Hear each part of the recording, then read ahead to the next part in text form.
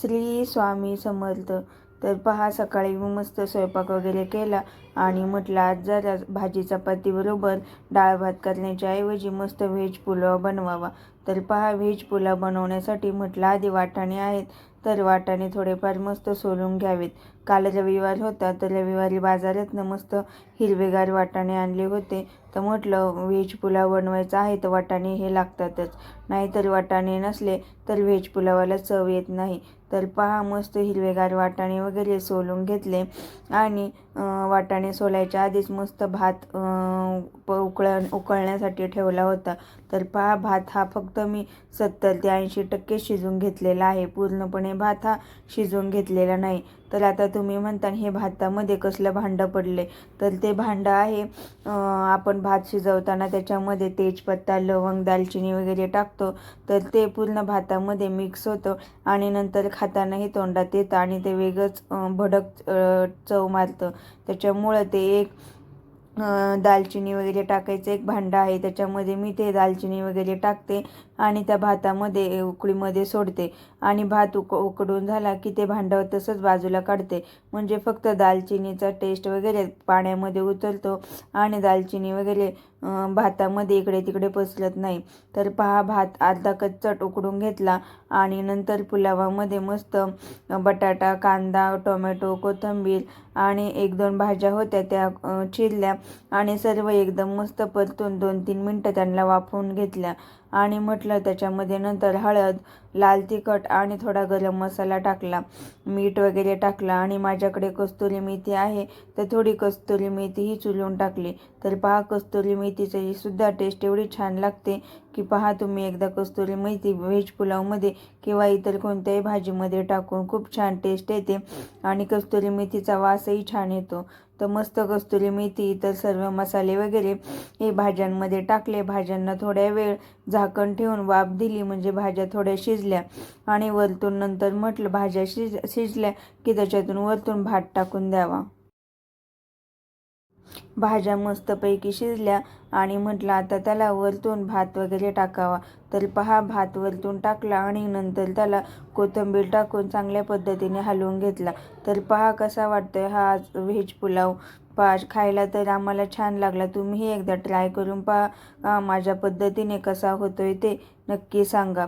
तर व्हेज पुलाव वगैरे केला आणि नंतर जेवण वगैरे केलं आणि काल माझ्या माशांचं फूड संपलं होतं, तर म्हटलं चला आज ते दुपारी कामाला जायचे, तर त्याच्या आधी फिश मार्केटमध्ये जाऊन माशांचं फूड वगैरे घेऊन यावं. तर पहा, माशांच्या दुकानात गेले तर एवढे सारे मासे होते, पण घरी खूप मासे असल्यामुळे आमच्या त्यांनी काही मला वेगळ्या प्रकारचे मासे घेऊन दिले नाहीत. तर म्हटले घरी एवढे सारे पडलेत तर अजून किती मासे करते. तर पहा, मासे वगैरे काही घेतले नाही, पण माशांना पाहून असं वाटत होतं की प्रत्येक याच्यातले 2-2 पीस घ्यावे. पण माझा फिश टँक हा छोटा आहे आणि खूप मासे असले की पाणीही लवकर खराब होतं. माझ्या फिश टँकमध्ये कमीत कमी 20-25 मासे आहेत आणि एवढे सर्व मासे 4-5 दिवसातच पाणी खराब करतात. त्यात म्हटलं अजून हे मासे टाकले तर 2-3 दिवसातच पाणी खराब करतील आणि रोजच्या रोजच पाणी बदलावं लागेल. एवढा कुठे टाईम आहे आपल्याला. तर पहा, त्यांच्याकडे मस्त पॅरटही विकायला होते.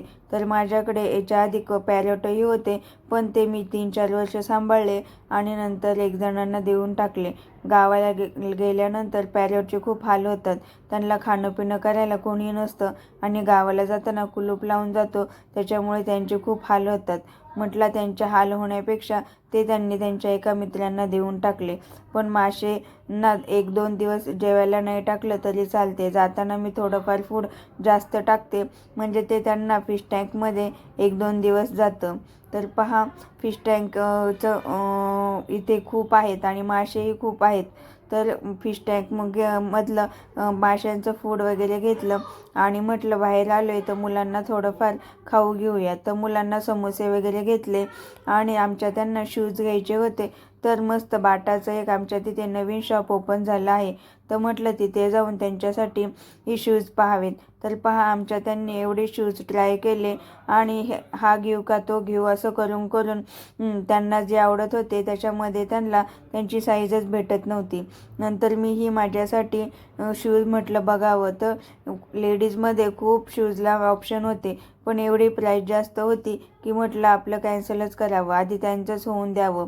पण शेवटी 1 ते 1.5 तास घेतल्यानंतरही त्यांना काही शूज आवडला नाही आणि जे शूज आवडत होते त्याच्यामध्ये कलर अवेलेबल नव्हते आणि साईजही नव्हती.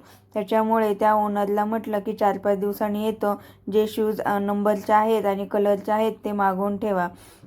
तर पहा शूज घेताना एवढे महाग होते आणि पण व्हरायटीही छान होती आणि कलरही शूजचे छान होते आणि चप्पल सँडल वगैरे ते एवढे होते की विचारू नका.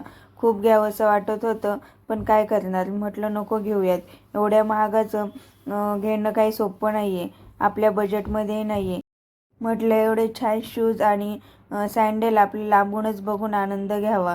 एवढ्या महागाच्या आपल्या याच्याने काही घेणं नाही. म्हणतात ना, हंतरून पाहून पाय पसरावे.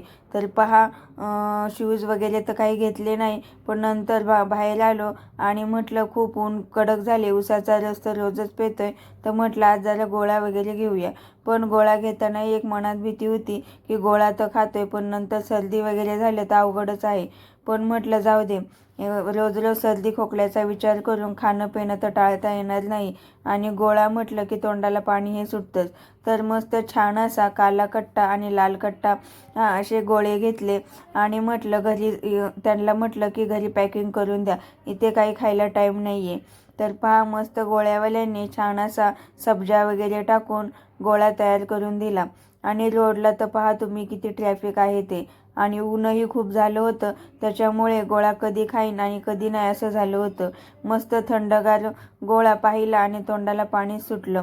तर पहा सब्जा गोळ्यावाल्याने मस्त त्याच्यामध्ये सब्जा आणि लाल कट्टा बनवला आणि एक गोळा तर मिक्समध्येच बनवून दिला. तर गोळा एवढा छान बनवला होता त्याने की खायलाही आतुरता वाटत होती, पण तो काही पटकन उरकत नव्हता. त्याच्याजवळच किती वेळ थांबून तो कसा बनवते हे पाहत होतो. तर कसाबसा त्याने गोळा बनवला आणि घरी आणून तो पटकन खायला सुरुवात केली. नंतर दुपारी थोडा आराम केला आणि पार्किंगला खाली गेलो. तर तेवढ्यात एका मैत्रिणीचा कॉल आला. तिने आत्ताच नवीन एक फ्लॅट घेतला आहे, तर म्हटली मी आले फ्लॅटवरती, तुम्ही पण या. तर पहा तिने आत्ता सध्याच नवीन फ्लॅट घेतला आणि त्याचं तिला फर्निश करायचं आहे. तर तिने फर्निचरवाले माणसं बोलवले होते. तर म्हटली तुम्ही पण या, मी काय काय बनवते ते पहा. तर म्हटलं चला, जवळच आहे आपल्या फ्लॅटच्या, तर तिच्याजवळ थोडा वेळ जावं. तर पहा तिने हा असा 2 BHK घेतला आहे आणि फर्निचरवाल्यांनी तर त्यांचं साहित्य वगैरे आणून टाकलं आहे. फर्निचर करायला आता तर एवढे पैसे जातात की विचारूच नका.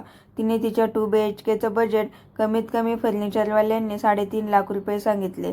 तर पहा आमच्या फ्लॅटच्या जवळच मोठं गार्डन आहे, त्याच्यामुळे मुलांना संध्याकाळी खेळण्यासाठी काही प्रॉब्लेम नाही. संध्याकाळी मुलं मस्त 5 वाजल्याच्या नंतर तिथे गार्डनमध्ये जाऊन खेळू शकतात. तर पहा तिथे फ्लॅटवरती थोडा वेळ घालवला आणि नंतर संध्याकाळी घरी आले आणि म्हटलं आज स्वयंपाकाच्या तयारीला लागावं. तर पहा स्वयंपाक वगैरे केला, जेवण वगैरे केलं आणि म्हटलं आता किचन ओटा वगैरे आवरून ठेवावा, म्हणजे आपले भांडे वगैरे घासता येतील. तर पहा किचन ओटा तर आवरायला घेतला, पण आमच्या पिल्लूचा मध्ये मध्ये कसा तमाशा चालू आहे. त्याला तर अभ्यास करायला सांगितलं, त्याचे पेपर जवळ आलेत, पण त्याला हे वेगळेच काहीतरी उद्योग करायचे असतात. त्याच्यामुळे सारखा माझ्याभोवती काही ना काही गरके घालत असतो आणि काही ना काही विचारत असतो. तर पहा आमच्या शेजारच्या मावशीने त्या दिवशी बनवलेले मस्त सांडगे मला दिले होते. तर म्हटलं सांडगे मस्त पिशवीत भरून ठेवावे आणि 1-2 दिवसांनी त्याची भाजी बनवावी.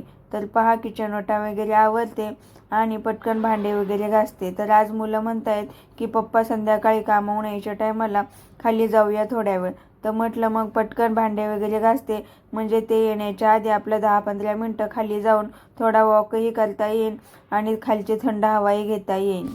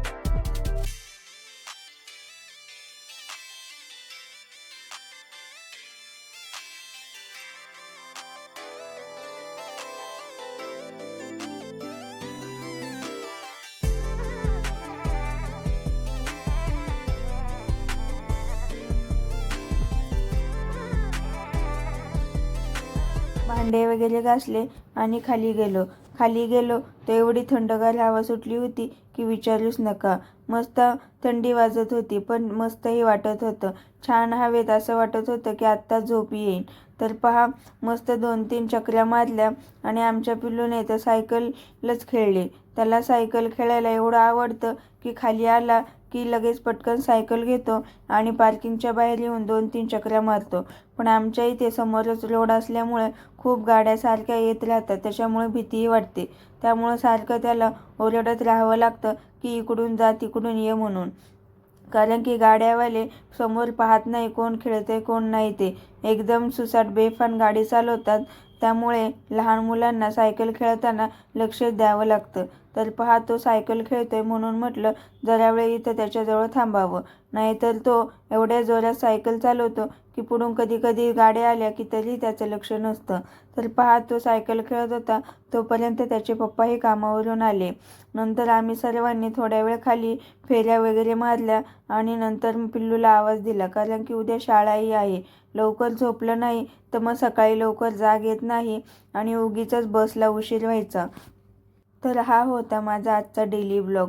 जर तुम्हाला माझे डेली ब्लॉग आवडत असतील तर चॅनेलला सबस्क्राईब, लाईक आणि शेअर करायला विसरू नका.